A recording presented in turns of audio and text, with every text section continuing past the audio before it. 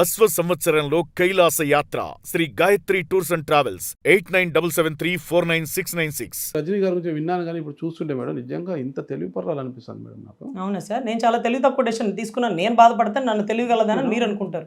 లేదు, నాకు తెలిసి ఏమంటే రజనీ గారు ఉమెన్ కమిషన్ చైర్మన్ అడిగారు, దానికంతా తూచి ఇవ్వం ఆ పోస్ట్ అన్నారు, అందుకే అలకబూని నీకు ఎలాగలుగా పార్టీని డ్యామేజ్ చేయాలనే ఉద్దేశంతో ఇలాంటి వ్యాఖ్యలు చేశారు అనేసి బయట జనసేన, టీడీపీ, బీజేపీ వాళ్ళు మాట్లాడుకుంటున్నారు మేడం. అంటే మహిళా చైర్మన్ అడిగారు, అదే ఉమెన్ కమిషన్ చైర్మన్ అడిగారు, ఇవ్వలేదని ఇలాంటి వ్యాఖ్యలు చేశారు. సార్, ఆ మహిళా కమిషన్ చైర్పర్సన్ పోస్ట్ ఆవిడకి ఎప్పుడు వచ్చింది? 1 year బ్యాక్ వచ్చింది సార్. మేడం 1 year బ్యాక్ నుంచి ఆవిడ ఆఫీస్కి ఒక 15 సార్లు నేను వెళ్ళి ఉంటా, ఆవిడ ముందు 10 సార్లు కూర్చొని ఉంటా. ఈ లోపు నా అన్న గురించి ప్రతి ప్రెస్ మీట్ లో చెప్పుంటా. అలక ఉంటే అప్పుడే ఉంటది. ఒకవేళ ఆ పదవి కావాలనుకున్నా సరే వెంటనే చూపిస్తే అది వేరే రకంగా పోతుంది కదా, నిదానంగా. ఇప్పుడు మాత్రం ఏం డ్యామేజ్ అయింది సార్? ఇప్పుడు ఆఫ్టర్ ఆల్ ఒక ఓటరు, ఒక లాయరు పోయింది ఏమవుతుంది? నేను పోతే ఓట్లు పోతాయా? అసలు ఆయన గ్రాఫ్ ఆయనకు ఉంది కదా, మరి నాతో మీకు ముడిపెడతారండి? పార్టీలో ఎంతో మంది వెళ్ళిపోతారు. ఇప్పుడు వైసీపీ నుంచి ఎంతమంది వచ్చి జనసేనలో చేరలేదు? దానివల్ల వైసీపీ గ్రాఫ్ పడిపోతుందా? జనసేనలో వాళ్ళు ఎంతమంది ఇప్పుడు పార్టీలోంచి బయటికి వెళ్ళిపోతున్నారు, దానివల్ల గ్రాఫ్ పడిపోతుందా? ఎవరో ఆడపిల్ల ఏదో తొక్కలో సిద్ధాంతాలు ఇంకోటి ఉంది, నచ్చలేదు, బయటికి వెళ్ళిపోయింది, ఉంది దాంట్లో ఒక ఓటరే కదా. రజనీ డ్యామేజ్, నేనేం డ్యామేజ్ చేయగలుగుతాను? నేను డ్యామేజ్ చేస్తే డ్యామేజ్ అంత స్థాయిలో ఉన్నాడు ఆయన. ఆయన ఒక అకుంఠిత దీక్షతో ఒక ఎవరెస్ట్ శిఖరం అంతా ఎగిరిన నా అన్నని నా కోసం, నా సిద్ధాంతాల కోసం నేను బయటకు వచ్చేసినాను. ఇది తప్పు, ఇది ప్రశ్నించాలా, ఇక్కడ కామ్గా ఉండకూడదు అంటే నేను వచ్చేసినాను. నా వల్ల డ్యామేజ్ ఎందుకు అవుతుంది? పార్టీ సిద్ధాంతాలకు తిలోదకాలు ఇచ్చింది అని చెప్పుతూనే మరొక అన్నను పొగుడుతున్నారు మేడం. మీరు అన్న మీద ఎంత ప్రేమ ఉంది మేడం, మీలో డబల్ యాక్షన్ ఉంది మేడం. నాకు మీరు అపరిచితుడు 1, 2, 3 చూసుంటారా? 2, 3 నేను 5 చూస్తున్నా మేడం. మీలో నేను అపరిచితుడు రాళ్ళని చూస్తున్నా నేను. సార్, ఒకటి పార్టీ సిద్ధాంతాలను తప్పు పడుతూనే, పార్టీయే అధినాయకుడు పవన్ కళ్యాణ్ గారిది, ఆ పార్టీ సిద్ధాంతాలను తప్పు పడుతూనే అన్న సూపరు అంటున్నారు మీరు. అది నాకు అర్థం కావడం లేదు. అది మీకు ఎందుకు అర్థం అవ్వాలంటే, మీరు అడిగారు కదా అంబటి రాంబాబు గారి మీద ప్రేమ ఉన్నప్పుడు మీకు కులాభిమానం ఉందా అని. నేను అడగల, బయట అనుకున్న వాళ్ళకి కాబట్టి కులాభిమానం బయట అనుకున్న వాళ్ళకి చెప్పండి.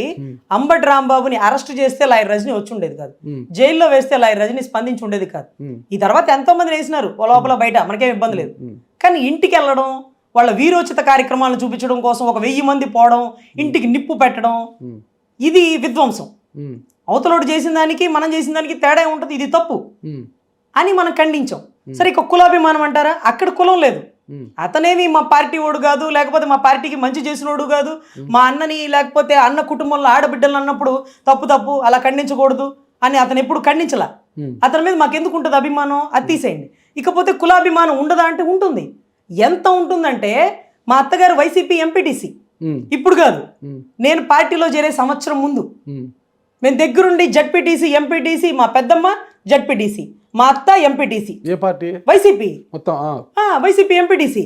అయితే పవన్ కళ్యాణ్ గారి నుంచి కబురు వచ్చింది, ఏది పవన్ కళ్యాణ్ గారు మీతో మాట్లాడాలనుకుంటున్నారని.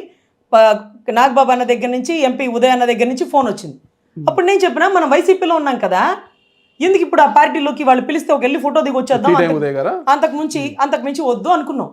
కానీ మా కుటుంబ సభ్యులు అంటే నా భర్త, మా మరిదులు, మా ఊరు మొత్తం, రే మనుకులు పోడు మనుకులు పోడు, ఒక అవకాశం వచ్చింది, మనం ఆయన పని చేయాలా, మనుకులు పోడు అని చెప్పి నన్ను అక్కడి దాకా తీసుకెళ్లి కూర్చోబెట్టారు. లేకపోతే నేను వెళ్ళను, ఎందుకంటే వైసీపీలో ఎంపీటీ కదా, ప్రభుత్వ ఉద్యోగం కదా, మీ ప్రభుత్వ రాజకీయాల గురించి. అవును, పంచాయతీ సెక్రటరీ. అప్పుడు పంచాయతీ సెక్రటరీ అయినా గవర్నమెంట్ ఎంప్లాయీస్. రాజకీయాల గురించి వాళ్ళు ఓటేయరా? వేస్తారు కదా, ఓటు హక్కు ఉంటుంది. అవును, వాళ్ళకి పార్టీలు అనవసరం. కులాభిమానం, మన కులపోనికి సాయం చేస్తామని కనీసం మాట్లాడకూడదు కదా. ఎందుకలా కులం ఉండకూడదా? ప్రభుత్వ ఉద్యోగికి కులము రాజకీయం అని ఆలోచించకూడదు. కులం ఉంటే మనసులో పెట్టుకోవాలి, రాజకీయంగా అభిమానం ఉంటే మనసులో పెట్టుకోవాలి. మన కులపోడికి ఓటేస్తాం, మన కులపోడిని గద్దెనెక్కిస్తామని ఒక ప్రభుత్వ ఉద్యోగం అనకూడదు కదా. అవును, ఆయన వెళ్ళకూడదు, నేను వెళ్ళొచ్చు. ఆయన మిమ్మల్ని కూడా అలా చేయకూడదు, మీరే అంటున్నారు కదా. అవును సార్, ఆయన చెప్పాడు మన కులపోడు. అవును సార్, అవును, మన కులపోడు, మన ఊరు, మన మనుషులు అందరూ ఒక తాటి మీదకి వచ్చి వెళ్ళి ఆయన ముందు కూర్చోబెట్టారు సార్. అప్పుడు కూడా నేను రాజకీయాల్లో రావాలా వద్దా అనుకునే టైంలో అన్న మాట్లాడినటువంటి 40 నిమిషాల్లో అతని సిద్ధాంతాలు నాకు నచ్చి, అన్న కరెక్టు, అన్న కమ్యూనిజం సిద్ధాంతాలు, అన్న ఒక ఉద్యమకారుడు, తర్వాత ఈ రాజకీయాలు అన్న ఉద్దేశంతో మేము మనస్ఫూర్తిగా పార్టీలో చేరాం. అప్పటికి మా అత్త వైసీపీ ఎంపీటీసీ, అది కూడా చెప్పాను. దాందే ఉందమ్మా, ఎవరి ఇష్టం వచ్చినట్టు ఎవరి సిద్ధాంతాలతో వాళ్ళు ఉండొచ్చు, మాకేం అభ్యంతరం లేదు, నీ వాక్చాతుర్యమో నీ ప్రశ్నా విధానమో నచ్చింది అని చక్కగా ఆయన నాతో మాట్లాడారు. కొన్ని విలువైన విషయాలు చెప్పారు. సో పార్టీలో స్వాగతించారు, పదవి తీసుకున్నాం. ఇప్పటికీ ఇంక ఎలక్షన్ వచ్చే వరకు ఆవిడే ఎంపీటీసీ. ఇప్పుడేంటో వైసీపీలో ఉన్నారు వైసీపీలో ఉన్న వాళ్ళు ఎంతమంది కండవాళ్ళ గొప్ప నుంచి పార్టీలో పోటీ చేసినారు? 21 మందిలో వైసీపీ వాళ్ళు ఎంతమంది, టీడీపీ వాళ్ళు ఎంతమంది మా పార్టీలో? అన్న సిద్ధాంతాలు నచ్చే రోజు పార్టీలో చేరారు కదా, మరి ఆ సిద్ధాంతాలు ఇప్పుడు నచ్చట్లేదంట. అన్న అప్పట్లో బాగా ప్రశ్నించేవాడు, ఇప్పుడు ప్రశ్నించడం లేదా? ఇప్పుడు ఈ ఒక్క విషయంలోనూ కొన్ని విషయాల్లో నేను ప్రశ్నించట్లేదు. ఎందుకంటే ఆయన కూటమి ధర్మాన్ని కాపాడుకుంటూ ఎప్పుడు ప్రశ్నించాలని అదునైన సమయం కోసం ఎదురు చూస్తున్నట్టుగానే ఉంటది. కానీ ఆయన సిద్ధాంతాలు పక్కన పడేసే వ్యక్తి కాదు, ఇంకోటి కాదు సార్. కాకపోతే మాకు మా ఉడుకు రక్తం అప్పుడు 2014-19 ఆయన ఎలా ఉన్నాడో మా దరిద్రానికి ఇప్పుడు మేము అలా ఉన్నాం. నా వయసు మీది, నా వరకు నాకు తెలిసి మీకు పేస్ మేకర్ కూడా వేశారని చెప్పారు అనమాట. ఇంత అనారోగ్యంతో ఎందుకు ఇంత వాయిస్ ఇంత చేసుకొని ఇంత గలాగబడి ఏం లాభమో వచ్చింది? తప్పు అని ఖండించిన దానికి తల్లి నువ్వు ఇలా తప్పు అంటే నీకు శిక్ష తప్పదు, నువ్వు తప్పుకోవాల్సిందే, తప్పు అనకూడదు, అంతా ఒప్పే అనాలి ఏమే అని అంటే ఇది వచ్చింది కదా. దానివల్ల వచ్చే లాభం ఏంటి? అనారోగ్యము. మీకు పేస్ మేకర్ వేశారు, మీకేమన్నా అయితే మీ భర్తను ఎవరు చూసుకుంటారు పాపము? ఇవన్నీ ఆలోచించారా మీరు? అస్సలు ఆలోచించాల్సిన పని లేదు సార్. ఎందుకు? ఎందుకంటే అన్న ఒక బ్రో సినిమా అని ఒక సినిమా తీసినప్పుడు అప్పుడు ఏం చెప్పినాడు, నువ్వు పోతే ఏది ఆగదు, నీతో జరిగేవన్నీ జరుగుతాయి, నువ్వు ఉన్నంత వరకు తప్పుని తప్పు అని ప్రశ్నించాలా, నీ కళ్ళ ముందు జరుగుతున్న అన్యాయాన్ని ప్రశ్నించాలా. నువ్వు కూటమి ధర్మాన్ని కాపాడుతూ కొన్ని సిద్ధాంతాలు పెట్టుకున్నావు కాబట్టి నువ్వు అడగలేకపోవచ్చు.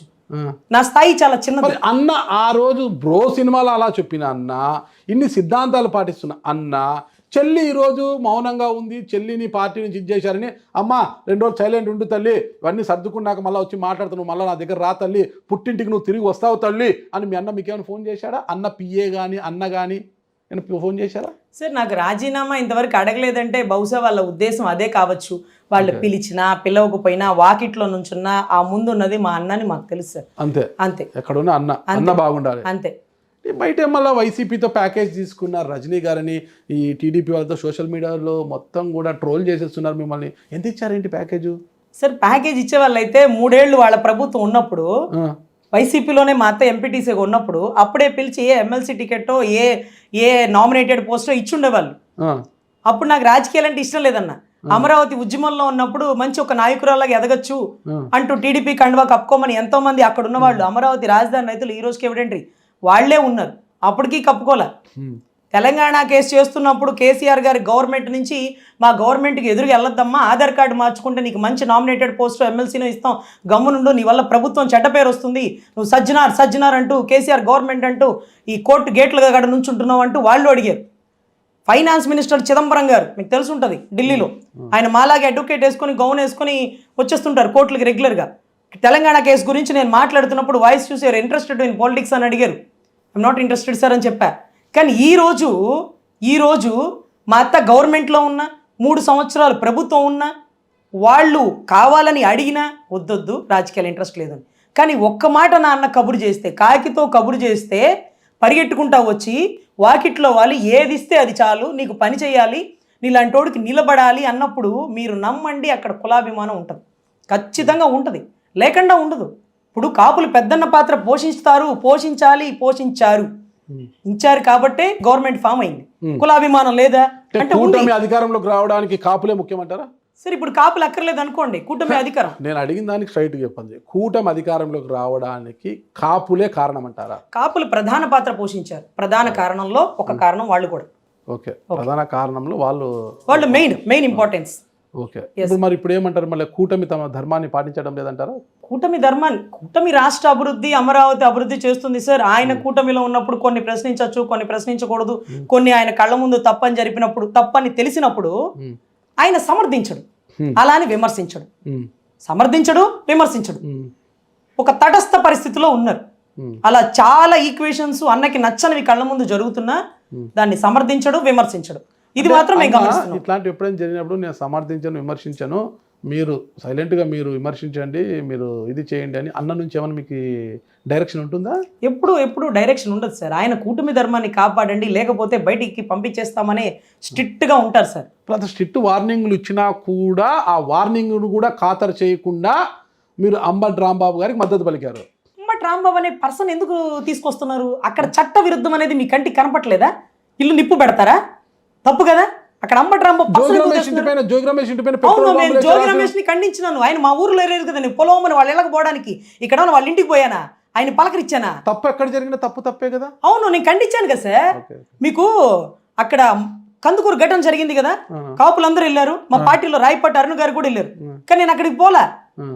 అది కులం కులం కులం అని అడుస్తున్నప్పుడు పక్కడికి పోలా.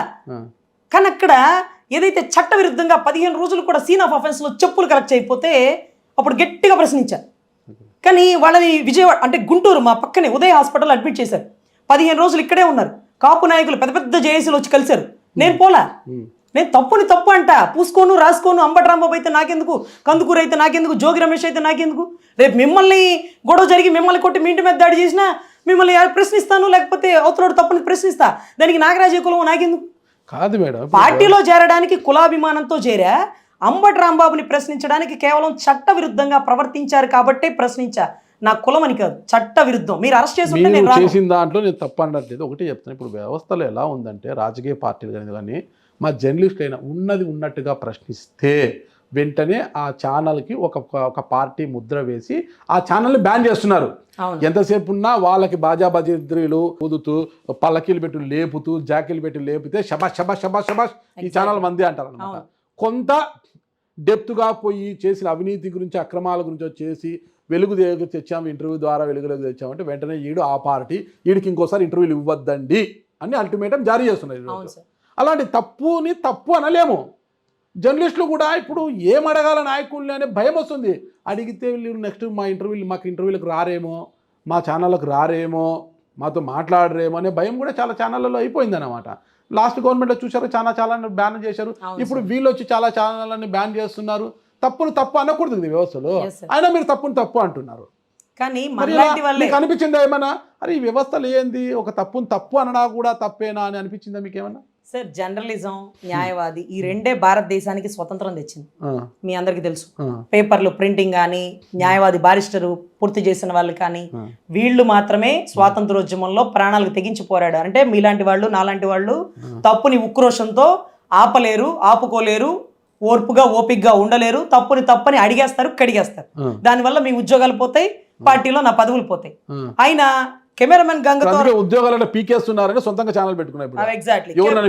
అవును, ఇప్పుడు కూడా జనసేన కాదు, న్యాయవాదిగా నా ఇష్టం వచ్చింది నేను మాట్లాడతాను. అది సూపర్. ఇప్పుడు పార్టీలో ఉంటే లైన్ కాబట్టి పార్టీయే సంబంధం లేదన్నారు కాబట్టి జనసేన నాయకురాలు కాదు, న్యాయవాదికి ఏమైనా మాట్లాడచ్చు. మీరు మీ కత్తికి పదులు లేదు అంతే. మీరు ఎలాగా ఇదిగో నన్ను ఇంటర్వ్యూ చేయమని అవతల పంపిస్తేనే రావాలా, రజనీ గారిని చేయొద్దంటే ఆగిపోవాలా? అరే చేయపోతే ఎట్లా? చిన్న బిడ్డ అంత గట్టిగా మాట్లాడినప్పుడు అడగాలి కదా, అంత ధైర్యం ఎక్కడి నుంచి వచ్చింది సార్ అని ఆ ప్రశ్నించాలనే ధోరణితో మీరు రావచ్చు. వాళ్ళు కొన్ని బౌండరీస్ వేయొచ్చు. అప్పుడే కెమెరామెన్ గంగతో రాంబాబు సినిమా 10 సార్లు రివైండ్ చేసి చూసినప్పుడల్లా మనకు అనిపించేది ఏంటంటే తప్పును ప్రశ్నిస్తాడు రాంబాబు. అంతే. అడ్వకేట్ రజనీతో నాగరాజు అది మరి చూడండి, మనలిద్దరిని ఆపేవాడు ఎవరైనా ఉన్నారా? ఎవడురా ఆపేది అనే కొటేషన్ మనం పెట్టుకోవచ్చు. ఎందుకంటే మీకు ఎవరు ఇది అది చేయడానికి బాస్ లేడు, మీరే బాస్. నేనే బాస్. నా పైన ఇంకొక పార్టీ స్టాండ్ లేదు. రజనీ ఇలాగే మాట్లాడు, అలా మాట్లాడు, ఇలా వద్దు, అలా వద్దు, లేదు. ఇప్పుడు రజనీకి తప్పనిపించి అన్న మీరు ఇది అడగాలి, అన్న మీరు అడగకపోతే ఎలా అని నేను అడుగుతా. ఎవరు నువ్వు అడగడానికి అని నీ అభిమాని. అంతే.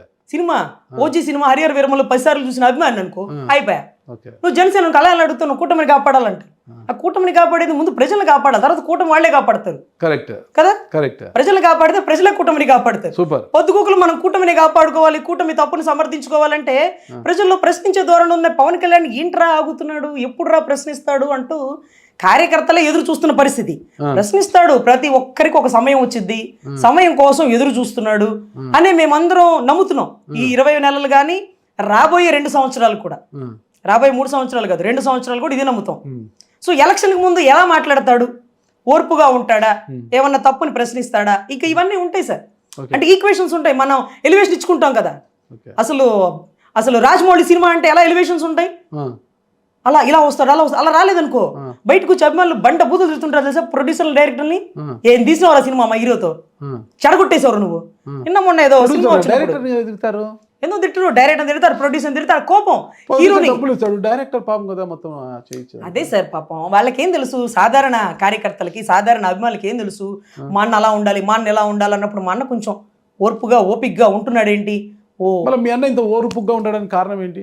ఏదో తుఫాన్ ముందు ప్రశాంతత లాగే అనిపిస్తుంది సార్. ఎప్పుడో సునామీ వచ్చింది, ఇంత ఓర్పుగా అయితే అన్న ఉండలేడు, కానీ కూటమిని కాపాడుతున్నాడు, రాష్ట్ర అభివృద్ధికి పీట వేస్తున్నాడు, అవతలోడు వచ్చేస్తే మళ్ళీ విధ్వంసం జరిగిపోద్దని ఆలోచించి ఆచితూచి అడుగు వేస్తున్నాడు. ఇవన్నీ కూడా అనుకోవడానికి చాలా బాగుంటాయి సార్.